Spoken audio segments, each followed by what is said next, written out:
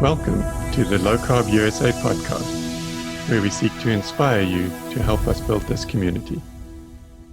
I'm Doug Reynolds. And this is Pam Devine. So, Ede Fox, aka the Black Carnivore. This is going to be really interesting. Welcome.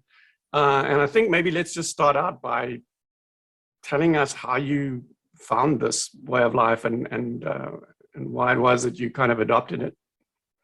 Yeah, well, it ended up being just amazing for me, and that's kind of why I stuck with it. But, to kind of go back to the beginning, I have always struggled with my weight and also with allergies and autoimmune stuff, though I didn't know that was the case. I was actually born in 1971. And the doctors evidently told my mom that I was allergic to soy and that she should not feed me formula or anything with soy.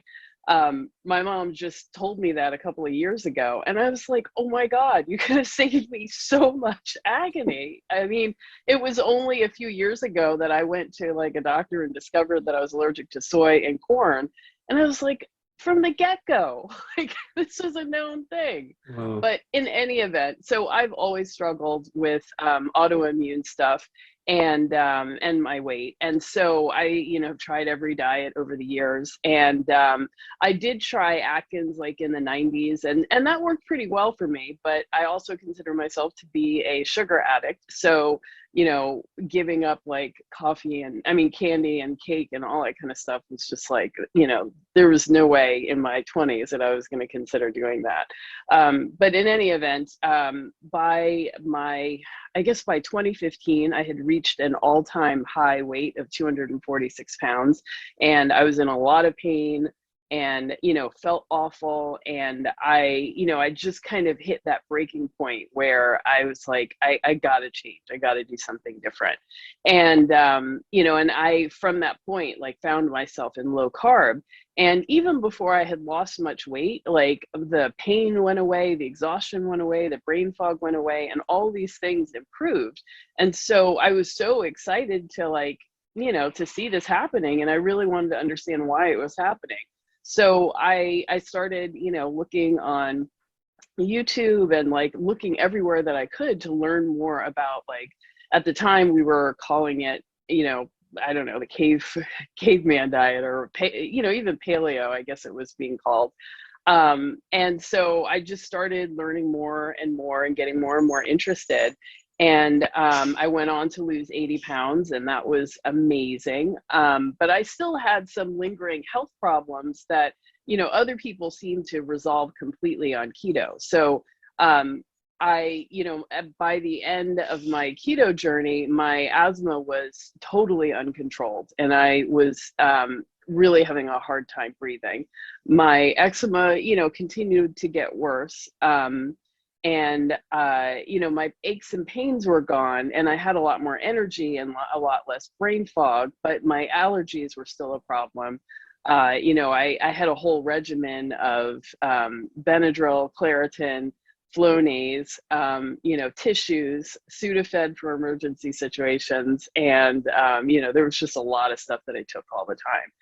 So, so that was just sort of ongoing. And I heard people talking about carnivore over the years. The first time I heard about it was, I think, in 2008. And I was just like, oh, that sounds crazy. I'm not going to do that. But I finally decided to do it in December of 2017. And, I kind of came to it through, I saw somebody talking about like a beef and butter fast. So I decided to do that. And I just had ground beef and butter for, it was supposed to be for 3 days, but I ended up doing it for 2 weeks, and I felt phenomenal. Like on day 2, I felt phenomenal. And I was like, this is amazing. So I knew from that point forward that this was going to be home base for me in terms of diet. I figured I would cheat, and over the years, that I would have other things from time to time. But I knew this is where I would always come back to because I felt so much better. And over the years since 2017 and doing it more and continuing to learn more, I've come to understand that dairy is like a major problem for me. And once I took out dairy, my asthma is completely gone. I have not used my inhaler or anything since I took out the dairy. And my eczema has gotten a lot better, and my allergies totally gone. Have not used Benadryl, Flonase, Claritin, anything. And I generally just felt great. So that's why I continue to do it. And and over time, I kind of got to the point where I decided to stop cheating because, I guess I just really valued feeling good. And so anything that made me feel less good, I was like less excited about doing. So, so that's kind of my motivation for staying here, and and to continue to do it.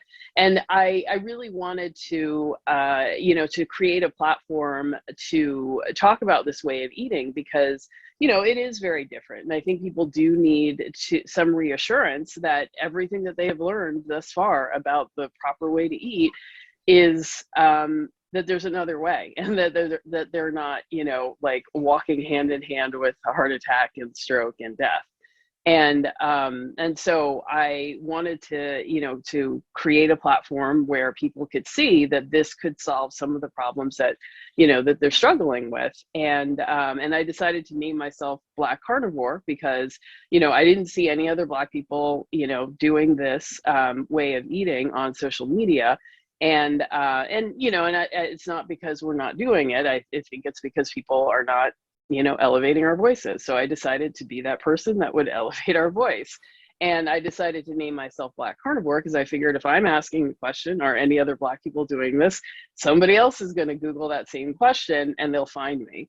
And so that's how, I've been able to expand my reach and to find other Black carnivores. And then I created a Facebook community, and and it's really been a wonderful environment for people who are coming to this way of eating. And we have people coming from all different for different reasons. We have ex-vegans who are coming to recover their health. We have people who are trying to reverse diabetes. We have people who are trying to control their blood pressure, and we have people who are just trying to optimize their health.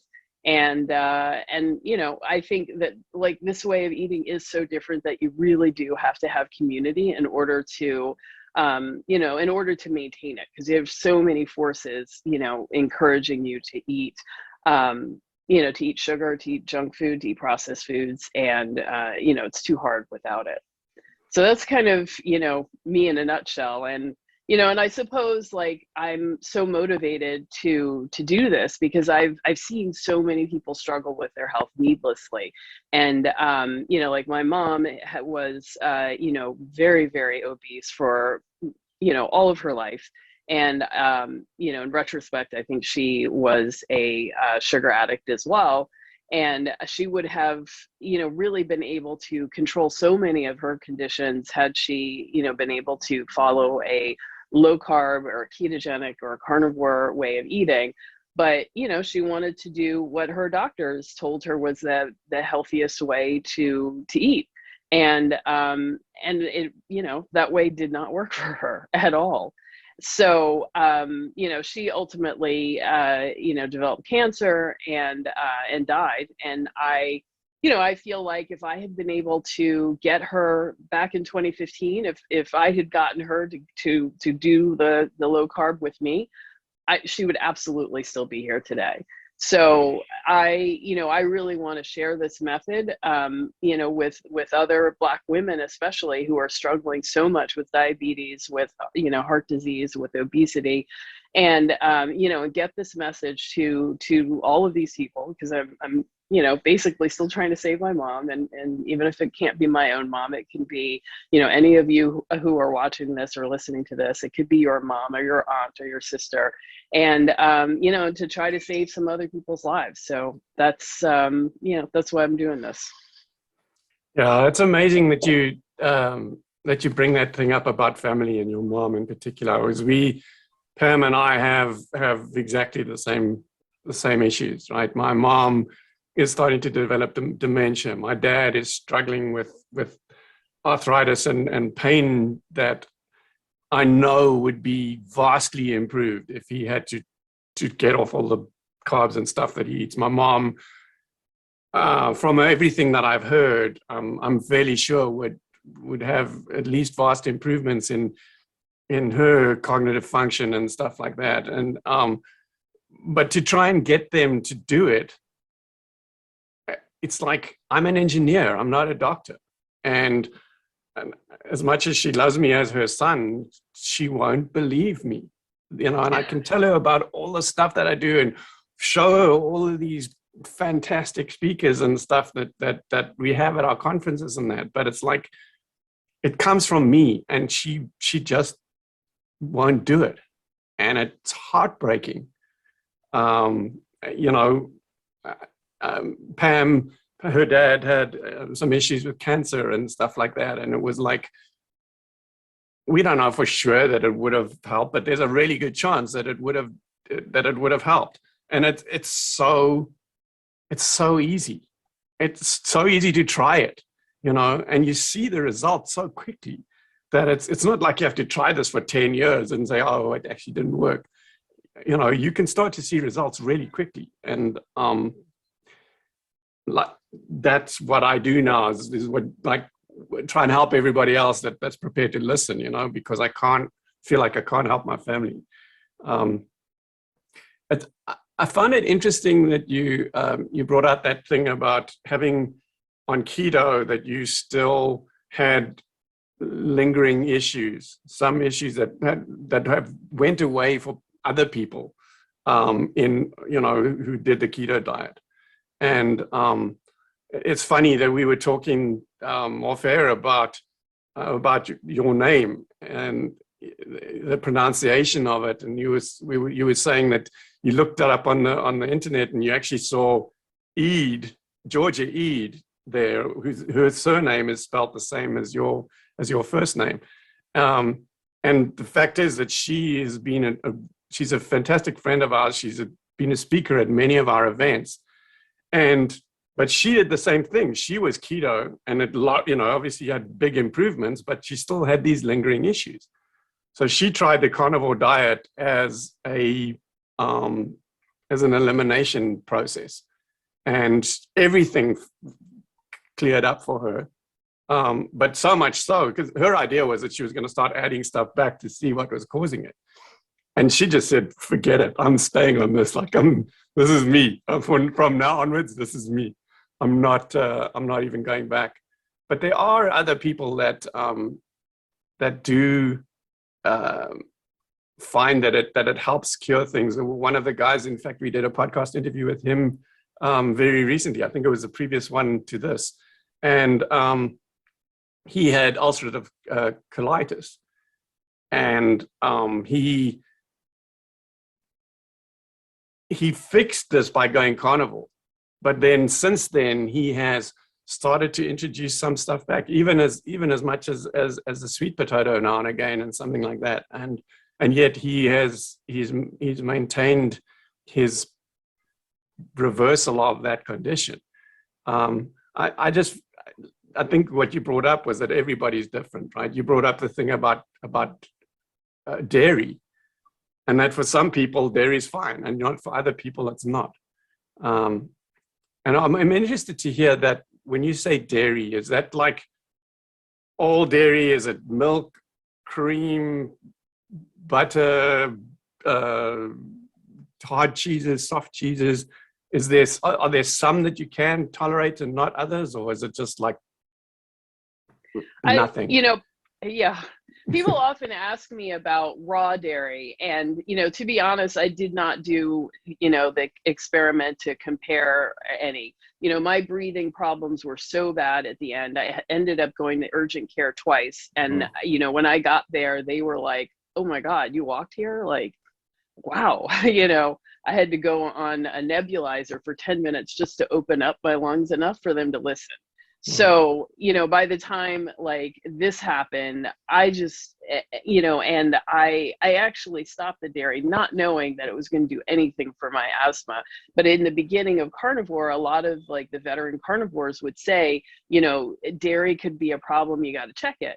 And I would say, no, dairy is not a problem because, growing up, I actually, people didn't talk about lactose intolerant like in the 70s and 80s, but I knew I always hated milk, and I stopped drinking it when I was 8, and I just refused to ever have it again. And I didn't really like yogurt.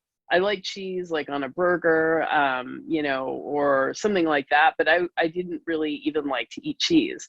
So growing up, I just thought, I don't really like dairy. I'd never liked ice cream, even as a kid, that was just never my thing. So later on, when I started hearing about lactose intolerant, I assumed that maybe I was, because I didn't like any dairy products really. But cheese is good, and it's a helpful thing, like in scrambled eggs or, on top of things. Mm-hmm. So I started eating more of it when I went keto, because for some reason, when I went keto, my stomach didn't get upset with eating cheese. So before, there was like a limited amount of cheese that I could eat before my stomach would get upset. And then on keto, I seemed to be able to eat as much as I wanted without really a problem. And I assumed that was because on keto, I must have had some gut healing enough that, I could tolerate more dairy. Mm-hmm. So by the time I get to carnivore and everyone's saying, oh, you've got to test it. So I finally decided to test it. And, so I took it out, and I was intending to go for about 2 weeks. And on the 10th day, I was out all day, and my mom picked me up, and she had one of those bags of like cheese whisks, or they were called whisks. So basically it was like Parmesan cheese that was cooked, so it makes a little cracker. Mm-hmm. And I didn't even have that much of it. I just had a very small serving. So I think it was the equivalent of a half an ounce of cheese. And within an hour, I needed my inhaler. And I realized at that point, I hadn't used my inhaler for 10 days. And I was like, oh my God. Wow. I mean, that was huge. It was so huge. But I also had like a fancy block of cheese at home, and I was like, I don't want to throw this out. So I'm like, I've got so many puffs in my inhaler and so much cheese left. So let's see how these balance out. And so, for the next, probably the next 2 weeks, like I kept testing it, and I would do 4 days on and 4 days off with, without the cheese. And I did it 4 more times. And each and every time within a couple of hours, I needed my inhaler. So at that point, I was like, okay, clearly this is a problem for me and I can't do it anymore. So I stopped having all of it, and all of these problems just went away instantly. So, I don't know. So for me, it is very, very problematic. For other people, whenever I do a lot of coaching and stuff. And so my clients, when I see people who struggle with any kind of autoimmune disease, asthma or whatever, I mean, we argue about the dairy because nobody wants to give it up. But once they give it up, it's just like that, night and day. So not everybody has autoimmune problems. Not everybody is so sensitive. So some people can tolerate it okay. I think everybody does better without dairy, but the better is not, for some people, the better is not big enough to be worth it. So, so like my co-host on my podcast, he notices maybe he has a little bit more postnasal drip, but it's not really a big deal. So for him, it's okay maybe, but for me, I can't breathe. And I don't know, at this point now, I've been doing this a couple of years, maybe if I have some cheese now, it might not be a big deal, but I'm not willing to test it. So I don't know, maybe I could have healed and things might be a little different. Yeah. One of the things I feel about that is that sometimes it actually is the opposite to that, where once you eliminate it, your body thinks, oh my God, this is brilliant. So now if you even try and introduce a little bit of it back in again, it just like shuts down and says no. Almost like, I don't consider myself a carnivore really, but I pretty much am.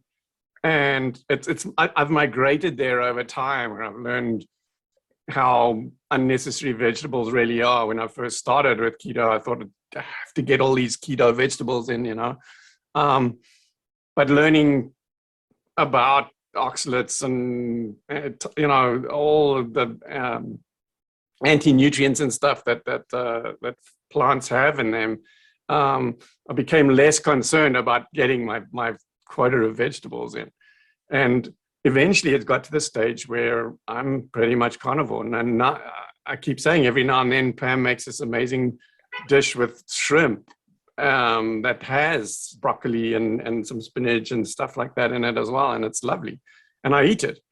But just the last time she made it, I ate it and it was like, it just went straight through. And then she always makes enough that there's two dinners out of it, right? So I thought maybe for something else. So we had it again the next day and the same thing. It just went straight through.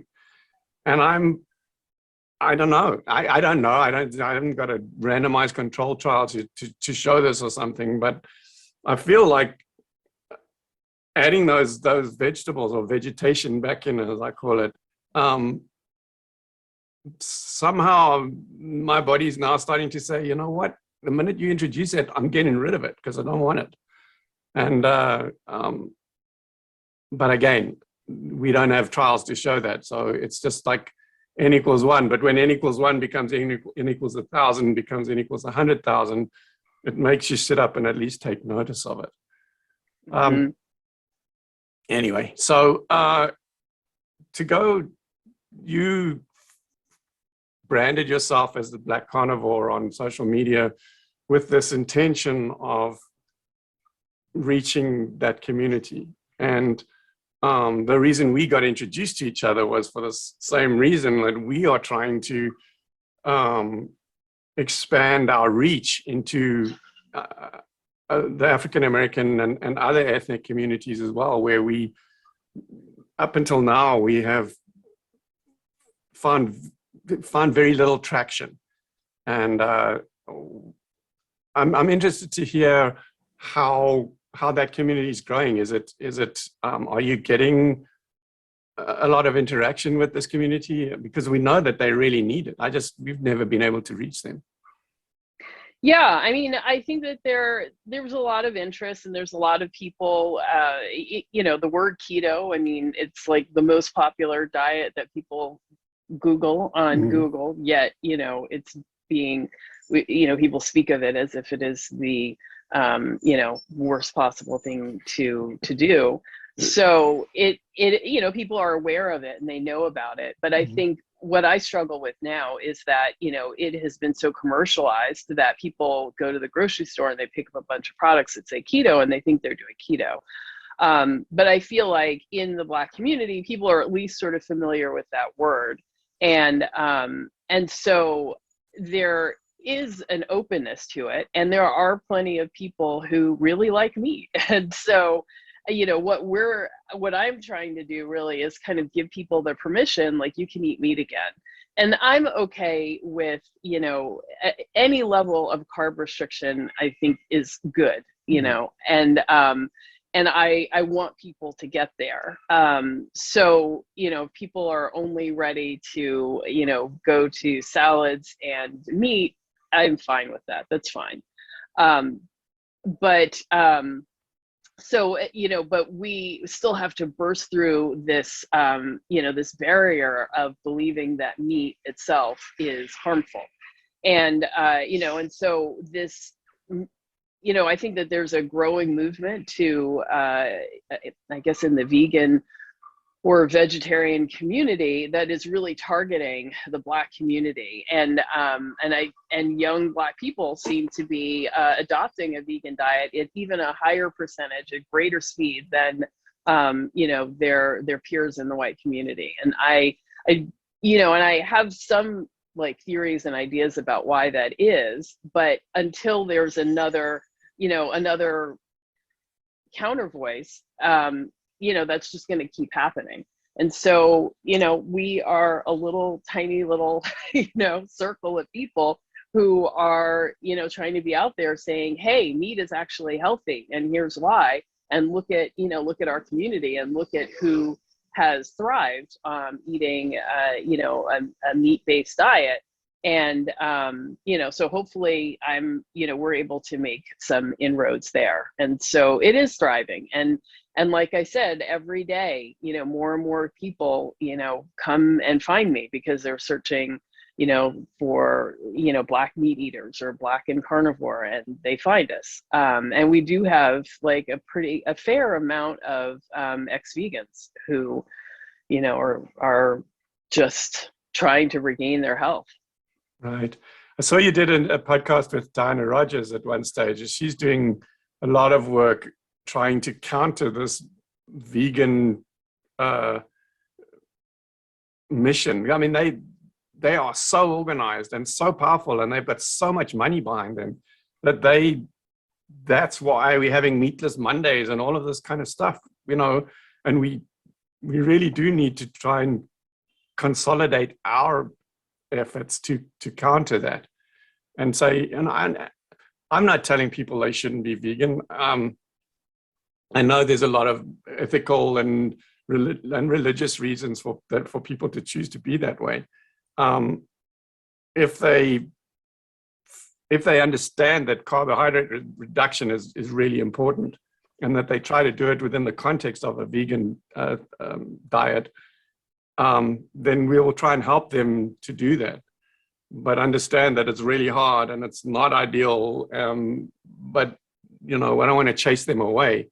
And hopefully one day down the road, they will see that maybe there's other vegans that have tried a little bit of fish or something else they introduce that suddenly they start to notice that they get better, or they start improving. And so they look to actually try and, maybe down the road we can convert them, but I don't want to lose them by refusing to work with them. But at the same time, we need to have a mission as powerful as the vegans do to support eating meat, because otherwise they just take over, and that'll be a sad day if meat gets outlawed. That would just be like horrific.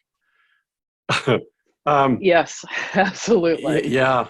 So as I mentioned, we've been trying to introduce or to reach the African American community, and somebody suggested to me that the reason we don't have anybody at our events is because we don't have any Black speakers, and that kind of made a lot of sense. But as I think we had a conversation off air as well, where I said I just didn't know of anybody. They're not prevalent within the low carb keto community, where you see these guys popping up on Twitter and Facebook and whatever, and then I can reach out to them and say, hey, do you want to come and speak? I just didn't know of any. Tony Hampton was introduced to me a couple of years ago. He spoke in San Diego last year, and he's coming back this year again. And you're going to be coming to speak in August at our event in San Diego as well. So hopefully, that is going to encourage more people, at least to listen to. Maybe some of them will come and attend. At least some of them will listen to the videos and learn from them. But we even spoke about maybe trying to develop a summit or something where there was only African American speakers and specifically target that community. And in the end, that might be the only really successful way of actually reaching them effectively.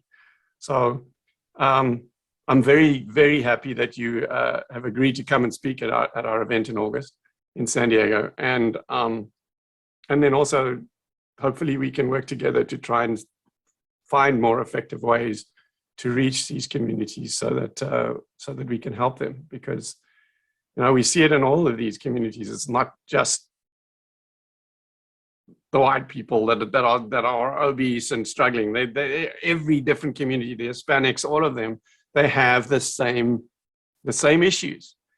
One of the things that that is also becoming apparent is that there are differences in these different ethnicities, in terms of how they respond to different things.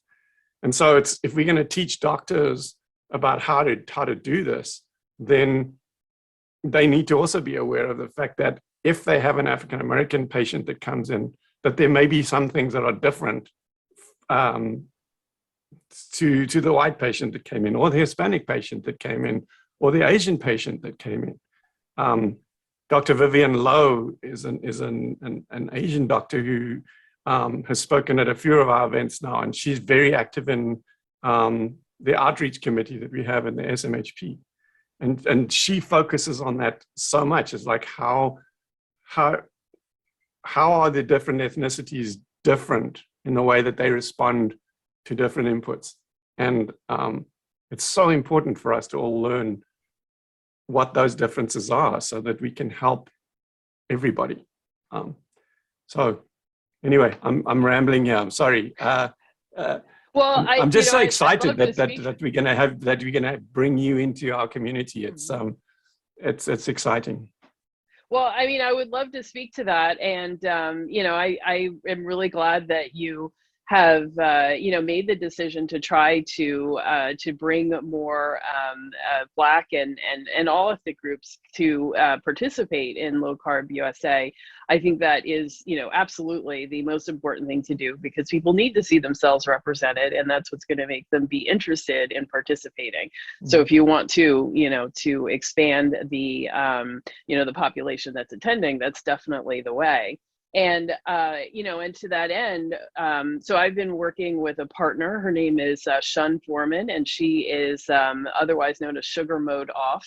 And she sort of approaches this from basically educating Black women about what is sugar and getting sugar out of your diet.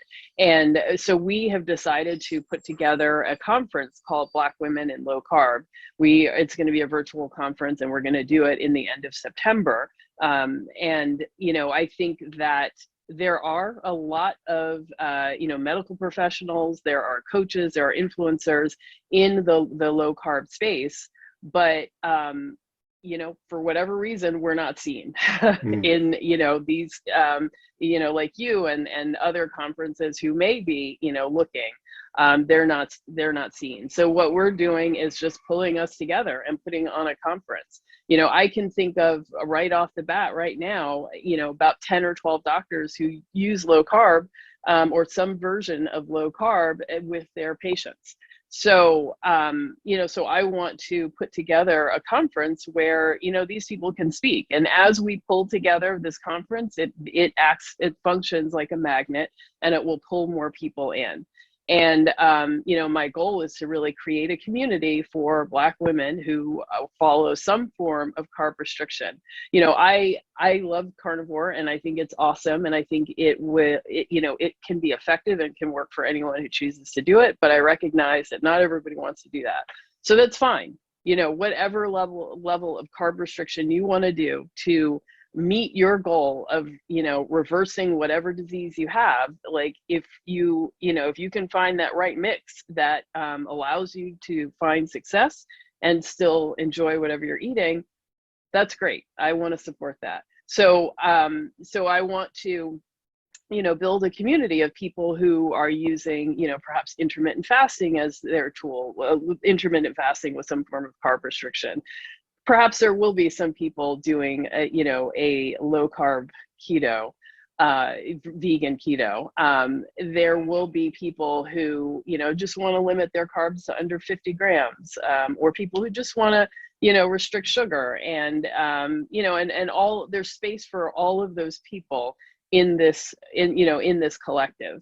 And I would like to show a showcase that we do have Black doctors, Black female doctors for that matter, who are treating patients and using this this modality. And you are right, there are some differences in Black patients and the types of diseases that we get and how things show and manifest. And I'm not a scientist, I'm not a researcher, so I don't know why that is, but I've heard enough doctors sort of say that they notice, Black patients often have low triglycerides and high HDL, even though, we may actually, be on the road to heart disease and diabetes. Yeah. And so I don't know why that is. And, no one seems to be able to tell me why that is, but it is. I had another doctor talk to me about, the top things that she sees in her female patients is PCOS. And I hear generally women in the keto, low carb space talking about Hashimoto's. That's super common. I really don't ever hear about Black people really talking about Hashimoto's, which seems to be more of a disease of, or an outcome of eating a very restricted diet. But PCOS seems to be super common in our community. So I don't know why that is, but that's something that we have to pay attention to. And then of course, with amputations with diabetes, we have a lot more Black people ending up with amputations versus their white counterparts, even when you control for income and access to medical care and all of that. So I don't know why that is. And I have had doctors tell me that they think that their Black patients just have a greater sensitivity to sugar and carbohydrates. And so, diabetes gets worse faster, and, they don't know why. And, when I, work with clients who are struggling with these diseases, they have, many of them do not have great relationships with their doctors. Their doctors have told them little to nothing about, their diseases. They want to only to deal with prescribing them medication. They're not willing or interested in having conversations about other methods of dealing with their disease. And in some cases, depending on, the individuals, they may be on insurance that doesn't give them a lot of doctor options with doctors, and they may be in parts of the country where there aren't a lot of doctors, and those doctors don't particularly care about them. So, they're kind of left to struggle and kind of figure things out on their own. And, while I love to do this research and learn about the science and the ins and outs and the mechanisms about why all this stuff works, a lot of people don't want to do that. Or not interested in that. And so, so they're sort of stuck without, really understanding, how a low carb diet could really help them to achieve their health goals. So I think the first step is to, for as far as I can tell, is to normalize this way of eating. Build trust in the Black community that this is a viable way to eat, and that we have, both medical professionals and, regular old people who are doing this way of eating and having success. We need to build that trust and provide that evidence. And as we do that, we will be able to help and support other people to do this the correct way. Because there's so much noise out there too about what is keto, what is low carb, and a lot of it is not, is now about making money. And so, it's not great information. And so hopefully we can be, an anchor out there, providing good, solid information that people can use to, to move forward. And I think that, we need an advocacy agency, a group, an organization, an association that really advocates for Black women's health. And, and I don't know, I would love to be able to, go to Washington and say, hey, we need this, we need to invest money in, this kind of treatment or this kind of education or these kinds of programs. I don't know, but that's, my long-term vision. I would love to see that. Long-term vision. Yeah. Maybe we need to put you in touch. I don't know if you've been in touch with Nina Teicholz, but with the Nutrition Coalition was just really looking at the advocacy towards the dietary guidelines and trying to get that adjusted. But maybe there's there's scope here to expand the purview of that organization, to advocate for different ethnic groups and stuff, which the African American community could be one of, probably maybe the first one of many, hopefully eventually, because everybody needs to get represented in the end and feel like they've been represented, and like you say, because otherwise they're not going to trust it. And I think that's the other thing, is that although that's those trying to get the dietary guidelines changed, and that is an important thing, I also don't see it changing in the relatively near future at all. And that the way this is going to change is by the people's stories getting out there, the people that are successful, the people whose lives get turned around, their lives get saved, and they get heard. And that, like I said earlier, like n equals 1 becomes n equals 100, becomes n equals 100,000. And then people will sit up and look and say, hey, all of these people are already doing it. There are doctors that are saying that this is good, even though my doctor's telling me I'm going to die. And so maybe I need to change my doctor. Maybe I need to get involved with these communities and learn from them. And which is what's happened with most people, is they've learned from the communities like ours. And I think the problem, and you mentioned it, is that it's become a big money-making thing in the last few years. And so now you get to the checkout line in the supermarket, and they have all keto down those aisles now. It used to be gummy bears, but sometimes it really is gummy bears that have been just rebranded to say keto. And it is criminal what's going on with some of that misinformation. And so how do you know where to go to get accurate information? And that's what we like to feel that we provide, is everything that we talk about is evidence-based and science-backed. And maybe you can introduce an organization, that provides that for African American women to start with. I think you're going to grow from there. I think it's going to be, might be what you start with, but it'll become bigger than that. It'll become bigger than you eventually. And but that's cool. That's what we're looking for. And then then people have a place, like a de facto resource, that they know if they go there that they can believe what they hear, and that it's not going to be a lot of bullshit. I mean, I think, that is really key about where you feel like you can trust. And that's really been, a struggle for people. And I've had a lot of people say to me, they decided to listen to me because, I think that there's a lot of, influencers or people who are, sort of building businesses who get hyper strict and legalistic about what you can and can't have in order to, be a carnivore or whatever. And so, and I think a lot of people who are coming to this way of eating are looking to, improve their health. So they want to do the best thing possible. And so they listen to, to these folks, and it just gets, they just feel overwhelmed and have people sort of jump down their throats for infractions or whatever.